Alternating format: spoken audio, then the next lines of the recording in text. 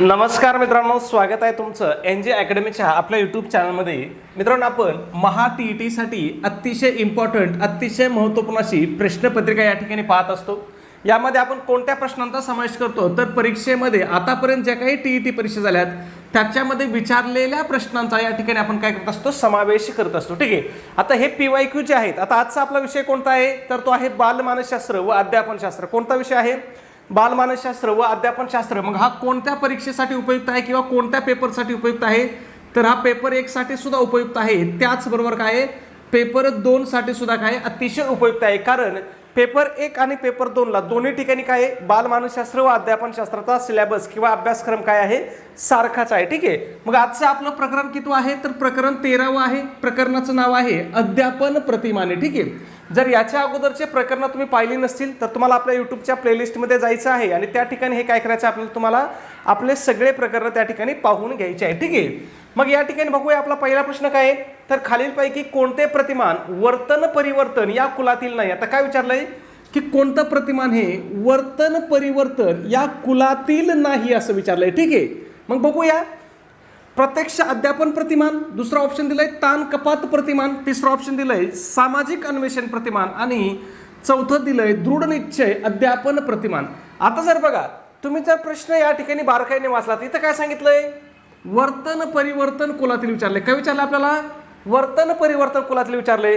मग इथं बघा, प्रत्यक्ष अध्यापन आहे, ताण कपात आहे, दृढ निश्चय अध्यापन आहे आणि इथं काय आहे, सामाजिक अन्वेषण आहे. इथं काय आहे, सामाजिक अन्वेषण आहे.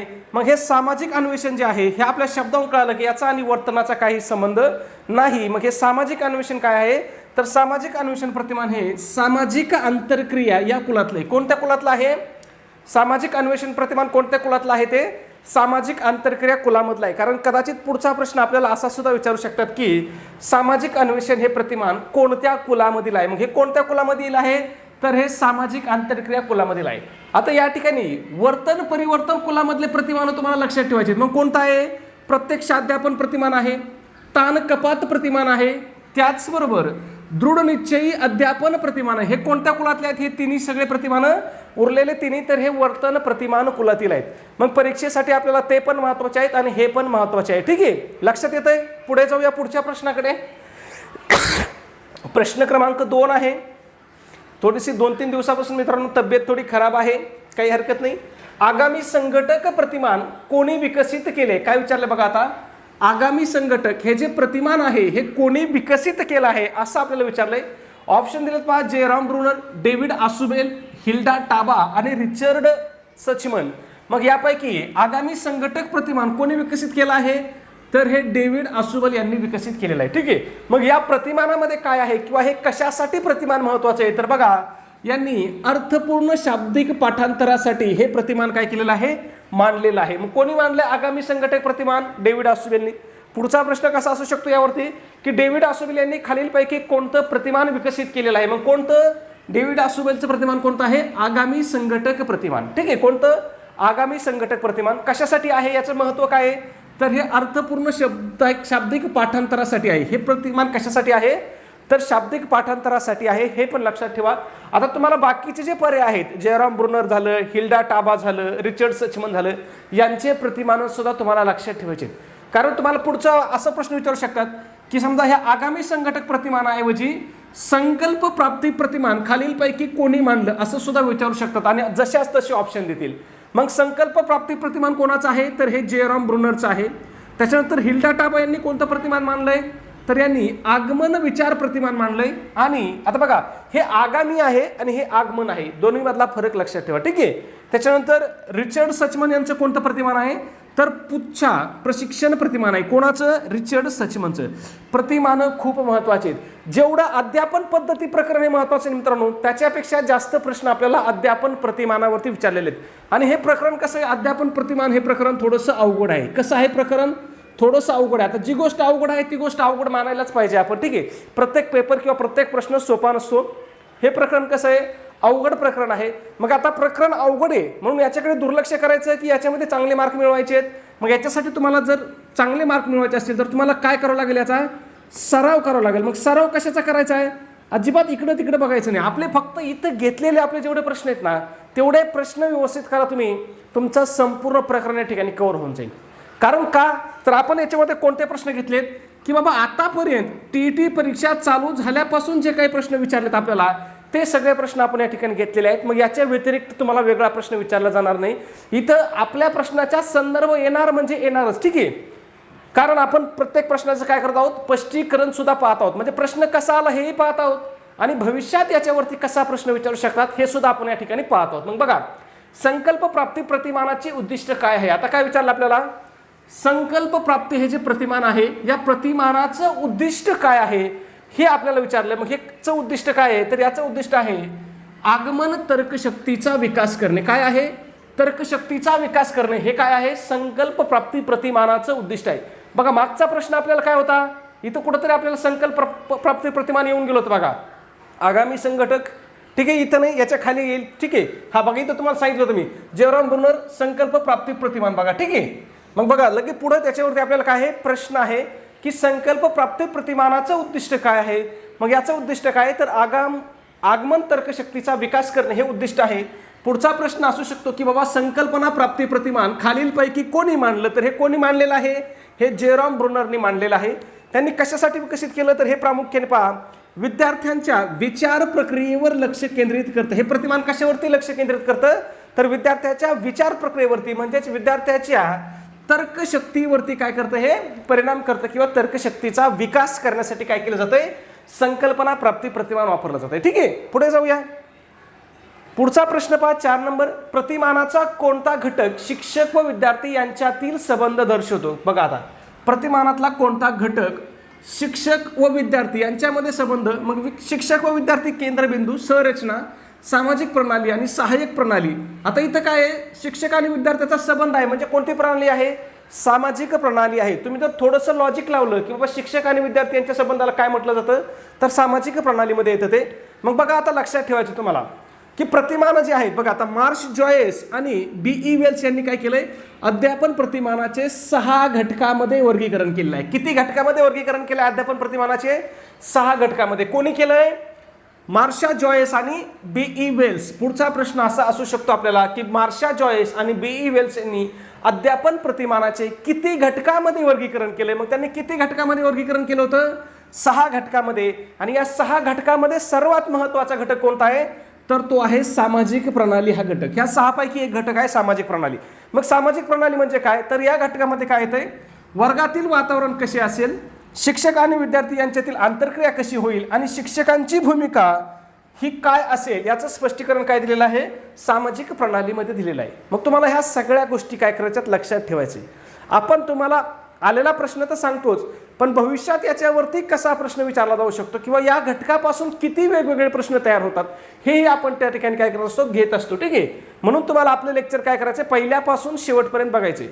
मग थोडक्यात हा जो घटक आहे कोणता, सामाजिक प्रणाली घटक, हा थोडक्यात काय दाखवतोय, तर शिक्षक आणि विद्यार्थी यांच्यातील संबंधाचं स्वरूप निश्चित करतो. ठीक आहे, प्रश्न परीक्षेमध्ये विचारू शकतात की खालीलपैकी कोणता घटक शिक्षक व विद्यार्थी यांच्यातील संबंधाचे स्वरूप निश्चित करतो. मग कोणता घटक, सामाजिक प्रणाली घटक. ठीक आहे, पुढे बघा 5 नंबर. आता बघा आतापर्यंत आपल्याला आपण 5 प्रश्न पाहिले, पण त्या 5 पैकी 3 प्रश्न या ब्रुनरवरती आलेत, ब्रुनरच्या संकल्पना प्रतिमानावरती आलेत.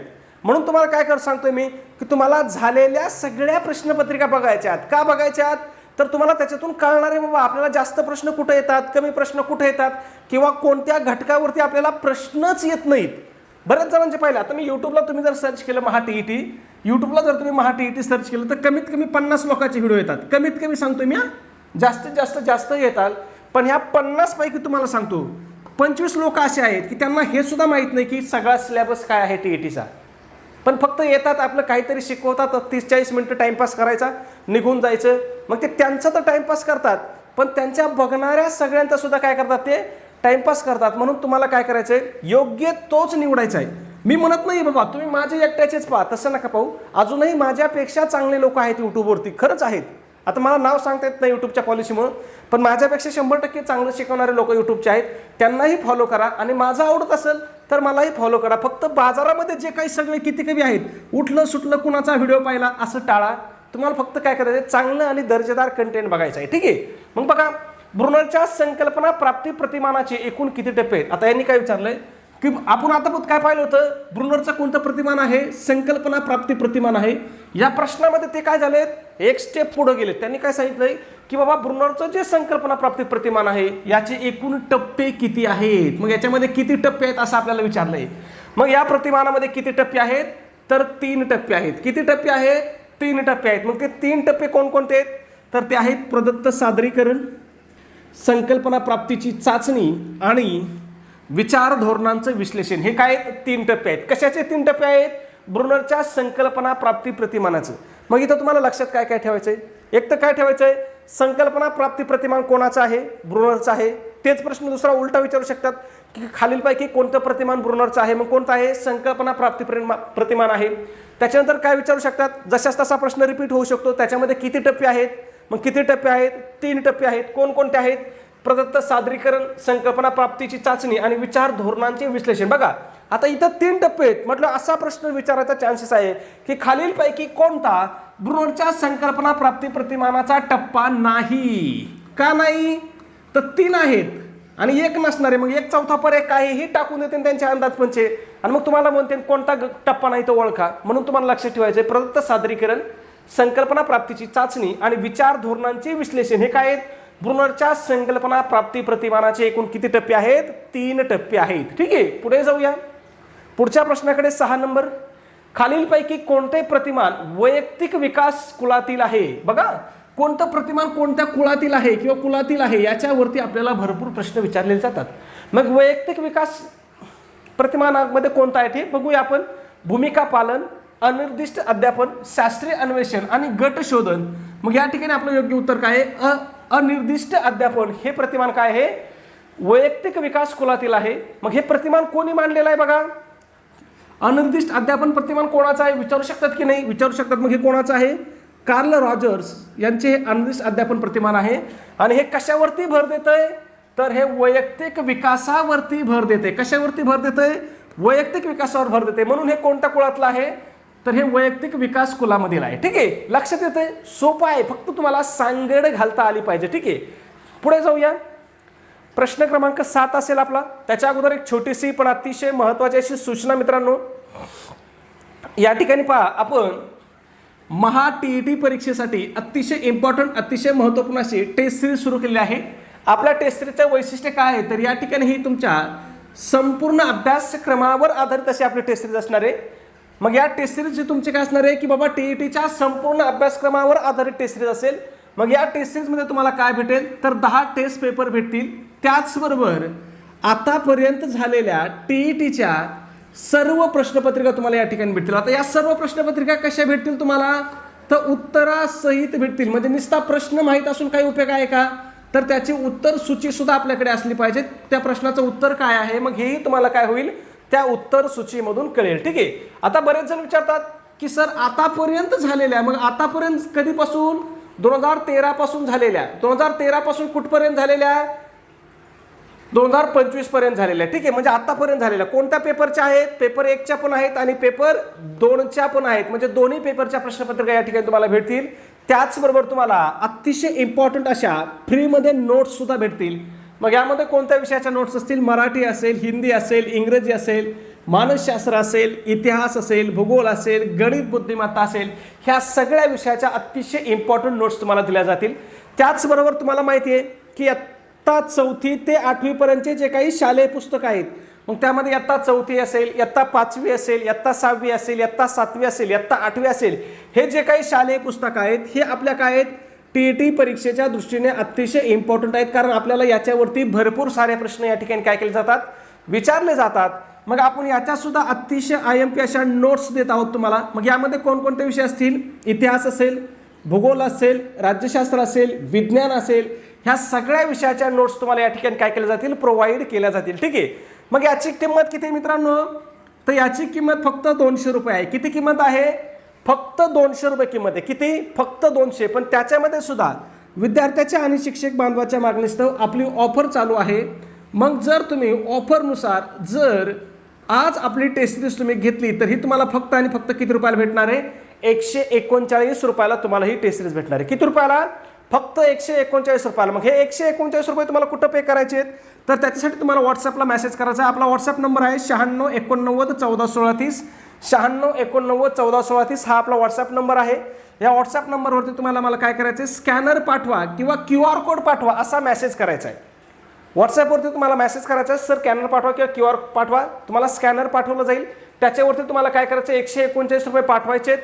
आणि तुम्ही जे पैसे पाठवले त्याचा एक काय पेमेंट झालं, काय करायचं तुम्हाला स्क्रीनशॉट काढायचा आहे आणि तो स्क्रीनशॉट काय करायचा आहे, मला व्हॉट्सअपवरती पाठवायचा आहे किंवा व्हॉट्सअपवरती तो स्क्रीनशॉट काय करायचा आहे, टाकायचा आहे. व्हॉट्सअपवरती स्क्रीनशॉट मिळाल्याबरोबर 5 मिनिटांमध्ये तुम्हाला संपूर्ण स्टडी मटेरियल त्या ठिकाणी प्रोव्हाइड केलं जाईल, पाठवून दिलं जाईल. कशाच्या स्वरूपामध्ये पाठवलं जाईल, PDF फाईलच्या स्वरूपामध्ये. कुठं पाठवलं जाईल, तर व्हॉट्सअपवरतीच पाठवलं जाईल. ठीक आहे. जाऊया आपल्या पुढच्या प्रश्नाकडे. प्रश्न क्रमांक 7 आहे, रिचर्ड सचमन यांनी कोणते प्रतिमान मांडले. काय विचारलंय की रिचर्ड सचमन यांनी कोणतं प्रतिमान मांडलं. आता वरती मी पाहिलं, सांगितलं होतं बघा तुम्हाला, आपला जो दुसरा प्रश्न होता तिथं आपल्याला ऑप्शन होता याच्या प्रतिमानाचा, रिचर्ड सचमनचा ऑप्शन होता. मग मी तुम्हाला सांगितलं होतं त्यांनी कोणतं प्रतिमान मांडलेलं, तर कोणतं, पृच्छा प्रशिक्षण प्रतिमान मांडलं होतं. ठीक आहे. मग मला याच्यातून तुम्हाला सांगायचं आहे काय, की तुम्हाला प्रश्नामध्ये जे बाकीचे पर्याय असतात ना, पुढचा प्रश्न तुमचा त्या पर्यायावरती येणार असतो. म्हणून तुम्हाला तयारी करताना काय करायची, बाकीच्या पर्यायाचा सुद्धा काय करायचं, तुम्हाला अभ्यास करायचा आहे. ठीक आहे. मग रिचर्ड सचमन यांनी कोणतं प्रतिमान मांडलंय, तर पृच्छा प्रशिक्षण प्रतिमान विकसित केलं आहे. आणि हे प्रतिमान कोणत्या कुलातील आहे, तर ज्ञान प्रक्रियाकरण या कुलातील आहे. कारण याच्यावरती सुद्धा पुढचा प्रश्न विचारला जाऊ शकतो. आपल्याला कोणतं प्रतिमान कोणत्या कुलातील आहे याच्यावरती प्रश्न विचारलेलेच आहेत. ठीक आहे. म्हणून लक्षात ठेवायचं आहे. पुढे जाऊया. 8 नंबर, ज्ञान प्रक्रियाकरण कुलाचा भर कशावर आहे. आता बघा, इथं बघा, तुम्हाला मी काय सांगितलं होतं, प्रश्न जर तुम्ही बारकाईने वाचला ना, तर तुम्ही निम्मे प्रश्न असे असतात. मानसशास्त्राचे निम्मे प्रश्न असे आहेत, 50% प्रश्न असे आहेत. ठीक आहे, की ज्याचा तुम्ही जर प्रश्न व्यवस्थित वाचला ना, तर ते तुम्हाला उत्तरापर्यंत सहज घेऊन जातात. सहज तुम्हाला उत्तरापर्यंत घेऊन जातात. कधी, पण तुम्ही प्रश्न व्यवस्थित वाचला, प्रश्न तुम्ही बारकाईने वाचला, बारकाईने समजून घेता. इथं काय सांगितलं बघा, ज्ञान प्रक्रियाकरण कुलाचा मुख्य भर कशावरती आहे. मग आता ज्ञान प्रक्रियाकरणाचा सामाजिक संबंध असेल का, भावना नियंत्रण असेल का, मग कशावरती असणार आहे त्याचा बल, तर बौद्धिक क्षमताचा विकास करणे. बुद्धी म्हणजेच काय, बुद्धी म्हणजेच ज्ञान. मग ज्ञान प्रक्रियाकरण या कुलाचा मुख्य भर कशावरती असणार आहे, बौद्धिक क्षमताचा विकास करण्यावरती असणार आहे. ठीक आहे. मग बघा, या कुलातील प्रतिमाने काय करतात, माहिती ग्रहण करणे आणि समस्या निवारण यावरती लक्ष केंद्रित करतात. कोणत्या कुलातले, ज्ञान प्रक्रियाकरण कुलातले. ठीक आहे. यांचा भर कशावरती आहे, बौद्धिक क्षमताचा विकास करणे. मग आता सामाजिक संबंधाचा विकास करण्याचा भर कोणावरती असू शकतो, तर ते सामाजिक कुलातले जे आहेत, सामाजिक प्रक्रियावरचे जे आहेत त्यांचं असेल. हे भावना नियंत्रण कुठे येईल, हे वर्तन कुलामध्ये येईल. ठीक आहे. म्हणजे हे शब्दाच्या अर्थावरून आपल्याला कळतं की बाबा कोणतं कुठं फिट बसतंय. ठीक आहे. पुढे बघा, हिल्डा टाबा यांचे आगमन विचार प्रतिमान. आता हे हिल्डा टाबा बघा, तुम्हाला काय सांगितलं मी, आपल्या दुसऱ्या प्रश्नामध्ये तिथं ऑप्शन होतं बघा, हिल्डा टाबा. त्यांच्यावरती पुढं प्रश्न आहे आपल्याला. ठीक आहे. म्हणजे तुमच्या लक्षात येतंय, तुम्हाला त्यांनी दिलेलं जाते. तुम्ही जर मागच्या प्रश्नपत्रिका व्यवस्थित पाहिल्या ना, तर तुम्ही 100% पेपरचं प्रिडिक्शन करू शकता की आपल्याला इथं प्रश्न येणार आहे, इथं प्रश्न येणार नाही, असा प्रश्न येणार आहे, असा प्रश्न येणार नाही, हे तुमच्या लक्षात येऊ शकतं. म्हणून सगळ्यात महत्त्वाचं, तुम्ही फक्त आतापर्यंत झालेल्या प्रश्नपत्रिकेचं जर बारकाईने विश्लेषण केलं तर तुम्ही परीक्षा सहज पास होऊ शकताय. म्हणून हे PYQ काय, तुमची परीक्षा पास करण्याची गुरुकिल्ली आहे. ठीक आहे. मग हिल्डा टाबा यांचे आगामी विचार प्रतिमान हे कोणत्या कुलात मोडतं. मग हे कोणत्या कुलामध्ये मोडतं, तर हे ज्ञान प्रक्रियाकरण या कुलामध्ये मोडतं. ठीक आहे. मग हे प्रतिमान विद्यार्थ्यांची तर्कशक्ती आणि वर्गीकरण क्षमतेशी काय संबंधित आहे. ठीक आहे. पुढे बघा, प्रश्न क्रमांक 10, अध्ययन प्रतिमानाचा केंद्रबिंदू म्हणजे काय. आता सरळ सरळ प्रश्न विचारला की बाबा अध्ययन प्रतिमानाचा केंद्रबिंदू म्हणजे काय आहे, तर याचा केंद्रबिंदू काय आहे, प्रतिमानाचं मुख्य उद्दिष्ट हे काय आहे, अध्ययन प्रतिमानाचा केंद्रबिंदू आहे. मग प्रतिमान कशासाठी वापरले जाते, म्हणजेच काय, याचं उद्दिष्ट काय, याचं ध्येय काय, की हे नेमकं कशासाठी वापरायचं, हे काय ठरतं, अध्यापन प्रतिमानाचा केंद्रबिंदू ठरतं. ठीक आहे. पुढे बघा, 11 नंबर, भूमिका पालन हे कोणत्या कुलातील प्रतिमान आहे. काय विचारलंय, भूमिका पालन. आता पहा, कोणतं, भूमिका पालन हे कोणत्या कुलातील प्रतिमान आहे. मग भूमिका पालन हे कोणत्या कुलामधील आहे, तर हे सामाजिक आंतरक्रिया या कुलामधलं आहे. ठीक आहे. मग हे प्रतिमान कोणी मांडलंय, भूमिका पालन हे प्रतिमान, तर पहा, फॅनी शाफ्टेल आणि जॉर्ज शाफ्टेल यांनी हे प्रतिमान मांडले. प्रश्न परीक्षेत विचारू शकतात. मग याचा काय बाबा, हे कशासाठी वापरलं जातं, पहा, हे सामाजिक समस्या आणि परस्पर संबंध समजून घेण्यासाठी काय केलं जातं, हे वापरलं जातं. बघा, मग आता परस्पर संबंध म्हणजेच काय, तर आंतरक्रिया. बरोबर. आणि सामाजिक शब्द तर इथं आलेलाच आहे बघा. मग हे सामाजिक आंतरक्रिया कुलामधलं आहे कोणतं, भूमिका पालन. हे ठीक आहे. म्हणजे एकमेकाला तुम्हाला काय करता आलं पाहिजे, मॅच करता आलं पाहिजे. अध्यापन पद्धती व अध्यापन प्रतिमान यातील मुख्य फरक कोणता बघा. आता मग आपलं मागचं प्रकरण होतं, याच्या अगोदरचं जे 12वं प्रकरण पाहिलं ते आपण काय पाहिलं होतं, अध्यापन पद्धती पाहिलं होतं. मग इथं प्रश्न काय आपल्याला, अध्यापन पद्धती आणि अध्यापन प्रतिमान याच्यामध्ये फरक कोणता आहे नेमकं. मग फरक काय बघा, त्यांनी काय सांगितलंय, पद्धती व्यापक असते, प्रतिमान हे पद्धतीपेक्षा अधिक शास्त्रशुद्ध व लवचिक असते. दोन्ही एकच आहेत. प्रतिमान फक्त विज्ञानासाठी असते. मग या ठिकाणी मुख्य फरक कोणता आहे बघा, तर प्रतिमान हे पद्धतीपेक्षा अधिक काय असतंय, शास्त्रशुद्ध असतं आणि कसं असतंय, लवचिक सुद्धा असते. महत्वाचा दोन्ही मधला महत्वाचा फरक आहे, लक्षात ठेवायचं. आता हे बाकीचे पर्याय का चुकीचे आहेत बघा. पद्धती व्यापक आहे असं सांगितलंय नाही, तर पद्धती व्यापक आहे का, नाही. तर कोण प्रतिमान, याच्यामध्ये कोण व्यापक आहे या दोघांमध्ये, तर प्रतिमान व्यापक आहे. कोण व्यापक आहे, प्रतिमान व्यापक आहे. दोन्ही एकच आहेत का, नाही, दोन्ही वेगवेगळ्या बाजू आहेत. प्रतिमान फक्त विज्ञानासाठी असते, प्रतिमान फक्त विज्ञानासाठी असतं का, तर नाही. प्रतिमान हे तुमच्या सर्व विषयासाठी वापरलं जातं. मग त्याच्यामध्ये तुमचं विज्ञान आला, तुमचा गणित आला, तुमचा समाज अभ्यास आला किंवा समाजशास्त्र आलं किंवा भाषा विषय आले, ह्या सगळ्या विषयासाठी काय केलं जातंय, अध्यापन प्रतिमान वापरलं जातंय. ठीक आहे. पुढे बघूया प्रश्न क्रमांक 13. स्नॅटिक्स. स्नॅटिक्स म्हणजे प्रतिमानाचा कोणता भाग. आता सरळ सरळ प्रश्न आपल्याला बेसिक विचारलाय की स्नॅटिक्स म्हणजे प्रतिमानाचा कोणता भाग आहे. मग हा प्रतिमानाचा कोणता भाग आहे, तर हा अंमलबजावणीचे टप्पे आहे. ठीक आहे. मग स्नॅटिक्सलाच मराठी शब्द काय बघा बरं, त्याला म्हणतात संरचना. आता जर हे संरचना असतं, त्यांनी स्नॅटिक्स ऐवजी जर संरचना दिलं असतं तर तुम्ही उत्तरापर्यंत सहज गेले असते. म्हणून मी तुम्हाला वारंवार सांगतोय की मराठी शब्दासाठी जे पुस्तकामध्ये इंग्रजी शब्द वापरले आहेत ना, ते लक्षात घ्या. त्या संकल्पना, त्या शब्दांचा अर्थ समजून घ्या. कारण बऱ्याच वेळेस परीक्षेमध्ये आपल्याला काय केलं जातं, फक्त तो इंग्लिश शब्द दिला जातो. बघा इंग्लिश शब्द दिलाय, फक्त त्यांनी तो कसा लिहिलाय, मराठीतून लिहिलाय. शब्द तोच आहे, त्याचा उच्चार त्यांनी लिहिलाय, त्याचा अर्थ लिहिलाय का, नाही लिहिला. म्हणून तुम्हाला त्या शब्दांचे अर्थ पाठ करायचे आहेत. मग स्नॅटिक्स म्हणजेच काय, संरचना. मग संरचना म्हणजे अध्यापन प्रक्रिया प्रत्यक्षात राबवताना अनुसरायच्या विशिष्ट पायऱ्या किंवा टप्प्यांचा क्रम होईल. ठीक आहे. मग त्यालाच आपण काय म्हणतो, अंमलबजावणीचे टप्पे म्हणतो किंवा अंमलबजावणीचा क्रम म्हणतो. ठीक आहे. पुढे बघा 14 नंबर, स्मृती प्रतिमान कोणी विकसित केले. आता काय विचारलंय की स्मृती प्रतिमान जे आहे हे कोणी विकसित केलं असं विचारलं. मग हे कोणी विकसित केलेलं आहे, हॅरी लॉरेन्स यांनी विकसित केलेलं. बघा स्मृती प्रतिमान कोणी, हॅरी लॉरेन्स आणि जेरी लुकास यांनी विकसित केलेलं आहे. आणि कशासाठी विकसित केलेलं आहे, स्मृतीवरतीच आधारित आहे. बघा आता स्मृती म्हणजे काय, तर लक्षात ठेवणं. मग काय लक्षात ठेवणं, माहिती लक्षात ठेवण्यासाठी काय केलं यांनी, हे प्रतिमान विकसित केलेलं आहे. कोणतं प्रतिमान, स्मृती प्रतिमान. ठीक आहे. कोणी विकसित केलं, हॅरी लॉरेन आणि जेरी लुकास. ठीक आहे.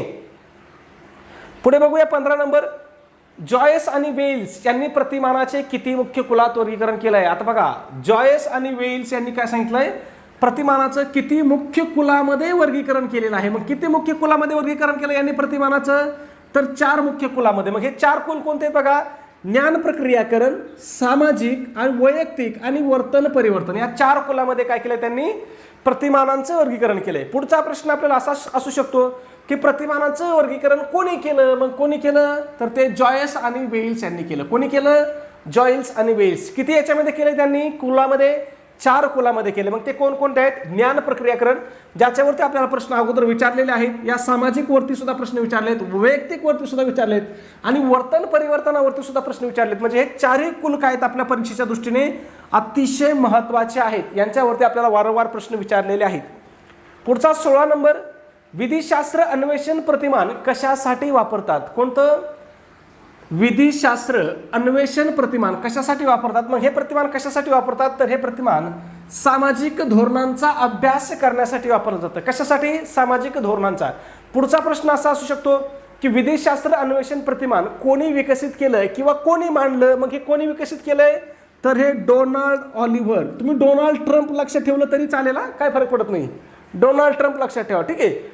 मग हे कोणी विकसित केलंय, डोनाल्ड ऑलिव्हरने विकसित केलंय. कोणतं प्रतिमान, विधिशास्त्र अन्वेषण प्रतिमान. कशासाठी, सामाजिक धोरणांचा अभ्यास करण्यासाठी. किंवा हे प्रतिमान काय करते बघा, सामाजिक मुद्द्यावरील वादासाठी विकसित केलेलं आहे. ठीक आहे.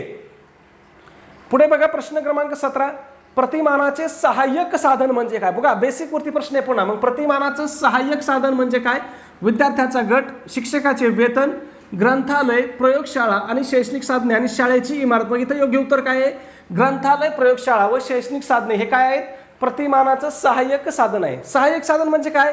ते प्रतिमान मांडण्यासाठी किंवा प्रतिमानाची अंमलबजावणी करण्यासाठी मदत करणारा बाह्य घटक, त्याला आपण काय म्हणतो? सहाय्य साधन म्हणतो. आता तुम्ही म्हणता सर शाळेची इमारत मग त्यामध्ये येत नाही का? बघा, शाळेची इमारत काय आहे? हा भौतिक सुविधा आहे. ही काय आहे? भौतिक सुविधा आहे. आणि या सगळ्याच भौतिक सुविधा ह्या सहाय्यक साधन या गटामध्ये येत नाहीत, लक्षात ठेवायचं. मग हे समजा एखाद्या प्रतिमानाचा प्रयोग करायचा आहे. काय?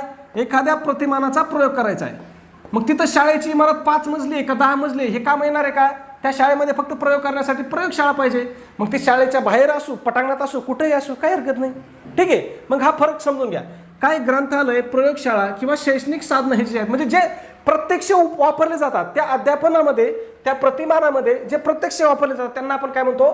सहाय्यक साधनं म्हणतो. त्यांचा वापर काय असतो? प्रत्यक्ष वापर असतो. ठीक आहे, एवढं लक्षात ठेवा म्हणजे तुमचा फरक लक्षात येईल. पुढचा प्रश्न आहे आपला, सृजनशीलतेचा विकास करण्यासाठी कोणते प्रतिमान उपयुक्त ठरते? कशाचा विकास करण्यासाठी? सृजनशीलतेचा विकास करण्यासाठी कोणतं प्रतिमान उपयुक्त आहे? मग कोणतं? सायनेटिक्स हे प्रतिमान उपयुक्त आहे. मग हे सायनेटिक्स प्रतिमान कोणी विकसित केलंय? तर हे विल्यम गॉर्डन यांनी केलं. ठीक आहे. आणि हे प्रतिमान कशावरती भर देतं? तर विद्यार्थ्याची कल्पना शक्ती वाढवण्यावरती. ठीक आहे, कल्पना शक्ती किंवा त्याची सृजनशीलता म्हणजे नाविन्यता शोध लावण्यासाठी काय केलं जातंय? उपयुक्त आहे. पुढचा प्रश्न पाहण्याअगोदर मित्रांनो एक छोटीशी पण अतिशय महत्त्वाची सूचना. आपण महा टीईटी परीक्षा 2026 साठी अतिशय इम्पॉर्टंट, अतिशय महत्त्वपूर्ण असा रेकॉर्डेड कोर्स सुरू केलेला आहे. आपल्या कोर्समध्ये कोणते विषय शिकवले जातील? तर यामध्ये महा टीईटी परीक्षेसाठीचे सर्वात उपयुक्त आणि सर्वात महत्त्वाचे जे विषय आहेत त्यामधला आहे बालमानसशास्त्र व अध्यापनशास्त्र आणि दुसरा विषय आहे मराठी व्याकरण. हे 2 विषय यामध्ये शिकवले जातील. महा टीईटी परीक्षा पास करून देणारे हे 2 विषय काय आहेत? गुरुकिल्ले आहेत. तुम्ही फक्त एवढा 2 विषयाचा चांगला अभ्यास करा, तुम्ही परीक्षा सहज पास होऊन जाताय. आणि मी का सांगतोय तर तुम्हाला खात्री देतो मी, हे 2 विषय आपल्याला किती मार्काला आहेत? 60 मार्काला आहेत. मग या ठिकाणी आपण 60 पैकी 50 पेक्षा जास्त मार्काची काय करतोय? गॅरंटी देतोय. आणि मग जर तुम्हाला इथं 50 मार्क पडले, आता तसे तर 50 पेक्षा जास्त मार्क पडणार आहेत, विद्यार्थ्यांना 56 मार्क पडतील, कुणाला 55 पडतील, कुणाला 54 पडतील. ठीक आहे, पण कमीत कमी किती पडतील? कमीत कमी 50 मार्क पडतील. आता तुम्हाला कमीत कमी मार्क पडले असं गृहीत धरू आपण, समजा तुम्हाला 50च मार्क पडले, तर 50 मार्क पडले, टीईटी पास व्हायला किती मार्क लागतात? 90 लागतात. तुम्हाला किती पडले? 50 पडले. मग तुम्हाला अजून किती पाडायचे आहेत? 40 मार्क पाडायचे आहेत. किती मार्क पाडायचे आहेत? 40 मार्क. किती प्रश्नापैकी? 90 प्रश्नापैकी. मग तुम्ही जर 90 प्रश्नाला अंदाजपंचे टोले जरी मारले तरी तुमचे किती बरोबर येणार आहेत? 4 मधला 1 बरोबर येतो, म्हणजे तुमचे सरासरी 25 प्रश्न बरोबर येणार. किती प्रश्न बरोबर येणार आहेत? 25 प्रश्न बरोबर येणार आहेत. मग 40 मधून 25 गेले, तुम्हाला अजून किती प्रश्न बरोबर आणण्याची आवश्यकता आहे? 15 मार्काची आवश्यकता आहे. मग असा एखादाही शिक्षक नसेल महाराष्ट्रामध्ये की जो 90 प्रश्नापैकी 15 प्रश्न बरोबर सोडवू शकत नाही. असा एकही शिक्षक नसेल. आणि जर एखादा असेल तर त्यांनी टीईटीचा नाद सोडून द्यावा, मग उपयोग नाही मग त्याचा काही. ठीक आहे, जर तुम्हाला बेसिक गोष्टी 90 पैकी जर तुम्ही 15 प्रश्न बरोबर आणू शकत नसाल तर तुम्ही नाद सोडून दिलेला काय अतिउत्तम. पण असं होणार नाही, असा एकही शिक्षक सापडणार नाही की ज्याला 90 पैकी 15 प्रश्न माहिती नाहीत असा. ठीक आहे, एकही शिक्षक सापडणार नाही. ठीक आहे, म्हणून तुम्ही ह्या 2 विषयाचा अभ्यास करा, तुम्ही परीक्षा सहज पास होऊन जाताय. मग याच्यामध्ये आपण काय करणार आहे तर तुमच्या प्रत्येक प्रकरणानुसार लेक्चर घेणार आहोत. त्याचबरोबर तुम्हाला प्रत्येक प्रकरणाच्या स्पेशल नोट्स दिल्या जातील. त्याचबरोबर तुमचं सगळ्यात महत्त्वाचं, प्रत्येक प्रकरणानुसार तुम्हाला त्या ठिकाणी काय असणार आहे? ऑनलाईन टेस्ट असणार आहे, म्हणजे सराव टेस्ट सुद्धा तुम्हाला त्या ठिकाणी असणार आहे. ठीक आहे, मग हे कोणासाठी उपयुक्त आहे तर ज्यांना पेपर 1 द्यायचा आहे त्यांच्यासाठी उपयुक्त आहे, ज्यांना पेपर 2 द्यायचा आहे त्यांच्यासाठी सुद्धा काय उपयुक्त आहे. म्हणजे ज्यांना टीईटी परीक्षा द्यायची त्या सगळ्यासाठी आपला कोर्स काय असणार आहे? उपयुक्त असणार आहे. कारण हे 2 विषय काय आहेत? टीईटी परीक्षेचे अनिवार्य विषय आहेत, कंपल्सरी विषय आहे. ठीक आहे, मग याची किंमत किती आपल्या कोर्सची? 1000 रुपये किंमत आहे. पण त्याच्यामध्ये विद्यार्थ्याच्या मागणीस आपली स्पेशल ऑफर चालू आहे. मग जर तुम्ही आज आपला कोर्स घेतला तर हा तुम्हाला फक्त आणि फक्त किती रुपयाला भेटणार आहे? 499 रुपयाला कोर्स भेटणार आहे. मग आता हा कोर्स कुठे आहे आपला? तर आपला ॲप्लिकेशनमध्ये आहे. आपल्या ॲप्लिकेशनचं नाव आहे NG क्लासेस, या नावाने आपलं ॲप्लिकेशन आहे. मग तुम्हाला काय करायचं? प्ले स्टोरवरून NG क्लासेस डाउनलोड करायचे किंवा व्हिडिओच्या डिस्क्रिप्शनमध्ये मी याची लिंक देतोय तुम्हाला, किंवा तुम्हाला तिथंही भेटली नाही तर तुम्हाला व्हॉट्सअपला आपला नंबर आहे 9689141630, या नंबरवरती तुम्हाला काय करायचं आहे? लिंक असा मेसेज करायचा की सर आम्हाला लिंक पाठवा, एवढा मेसेज करायचा आहे. तुमचा मेसेज आल्याबरोबर 2 मिनिटाच्या आतमध्ये तुम्हाला काय केलं जाईल? ॲप्लिकेशनची लिंक पाठवली जाईल. तुम्हाला ॲप्लिकेशन डाउनलोड करायचं, त्याच्यामध्ये काय करायचं आहे? पेमेंट करायचं आहे. पेमेंट केल्यावरती तुम्ही काय होत आहे? बॅचला आपोआप त्या ठिकाणी जॉईन होत आहे. ठीक आहे, जाऊया आपल्या पुढच्या प्रश्नाकडे. प्रश्न 19 नंबर काय विचारलंय? प्रतिसादाचे तत्व कशाशी संबंधित आहे? काय? प्रतिसादाचं तत्व कशाशी संबंधित आहे? मग हे कशाशी संबंधित आहे? तर शिक्षकाने विद्यार्थ्याच्या कृतीला दिलेला प्रतिसाद याच्याशी हे काय आहे? संबंधित आहे. ठीक आहे. बघा आता तुम्हाला मी काय सांगितलं होतं, मानसशास्त्र हा असा विषय आहे की जर तुम्ही प्रश्न व्यवस्थित वाचला तर तुम्ही उत्तर सहज शोधू शकता. बघा इथं काय सांगितलं आपल्याला? प्रतिसाद शब्द दिला होता. काय शब्द दिला होता? प्रतिसाद. आता इथं काय दिले बघा, विद्यार्थ्याचे गुण दिले, वेळापत्रक दिले, गृहपाठ दिले आणि शिक्षकाने विद्यार्थ्याच्या कृतीला दिलेला प्रतिसाद. बघा पर्यायामध्ये सुद्धा प्रतिसाद दिलाय, म्हणून आपलं ते काय असणार आहे? उत्तर असणार आहे. लक्षात आलं? म्हणून तुम्हाला काय करायचं, एखादा प्रश्न तुम्हाला येत जरी नसला, तुम्हाला माहीत जरी नसला तरी प्रश्न तुम्हाला काय करायचा आहे? बारकाईने वाचायचा आहे. काय करायचा प्रश्न? तुम्हाला बारकाईने प्रश्न वाचायचा आहे. तुम्ही जर प्रश्न बारकाईने वाचला तर तुम्ही त्या उत्तरापर्यंत काय सहज पोहोचू शकता. आता हे 100% प्रश्नाला लागू होणार आहे का? तर नाही, 100% प्रश्नाला लागणार नाही. पण हे कमीत कमी किती प्रश्नाला लागू होतंय? 50% प्रश्नाला लागू होतंय, म्हणजे निम्म्या प्रश्नाला. ठीक आहे. म्हणजे 30 पैकी 15 प्रश्न तुमच्या याच्यावरती असतात. ठीक आहे. पुढचा प्रश्न 20 नंबर, गट अन्वेषण प्रतिमान कोणी मांडलं? कोणतं प्रतिमान विचारलंय? गट अन्वेषण प्रतिमान कोणी मांडलं विचारलं. मग हे हर्बर्ट थिलन आणि जॉन ड्यूई यांनी हे गट अन्वेषण प्रतिमान मांडलेलं आहे. हे कशासाठी मांडलेलं आहे त्यांनी? तर लोकशाही मूल्यांच्या विकासासाठी हे प्रतिमान मांडलेलं आहे. प्रश्न विचारू शकतात की गट अन्वेषण प्रतिमान हर्बर्ट थिलन आणि जॉन ड्यूई यांनी कशासाठी मांडलं? तर कशासाठी? लोकशाही मूल्यांच्या विकासासाठी मांडलेलं आहे. ठीक आहे. पुढे बघूया 21 नंबर, तुलनात्मक संघटक हा उपप्रकार कोणत्या प्रतिमानाचा आहे? कोणता? तुलनात्मक संघटक हा उपप्रकार कोणत्या प्रतिमानाचा आहे? मग हा कोणत्या प्रतिमानाचा उपप्रकार आहे? आगामी संघटक प्रतिमानाचा. मग तुम्हाला मी सांगितलं होतं हे आगामी संघटक प्रतिमान कोणाचं आहे? तर हे डेव्हिड आसुबलचं आहे. हे लक्षात ठेवायचं आहे. आगामी संघटक प्रतिमान कोणाचं आहे? डेव्हिड आसुबलचं आहे. याच्यावरती आपल्याला भरपूर सारे प्रश्न या ठिकाणी विचारलेले आहेत. मग याच्यामध्ये तुलना कोणाची करायची? तर जुनं ज्ञान आणि नवीन ज्ञानाची तुलना करण्यासाठी डेव्हिड आसुबल यांनी काय केलेलं आहे? आगामी संघटक प्रतिमान मांडलेलं आहे. ठीक आहे. याच्यामध्ये तुलनात्मक संघटक, मग तुलना कोणाची करायची? तर जुन्या ज्ञानाची नवीन ज्ञानाशी तुलना करायची आहे. ठीक आहे. पुढे बघा 22 नंबर, अध्यापन प्रतिमानाचे वैशिष्ट्य कोणते?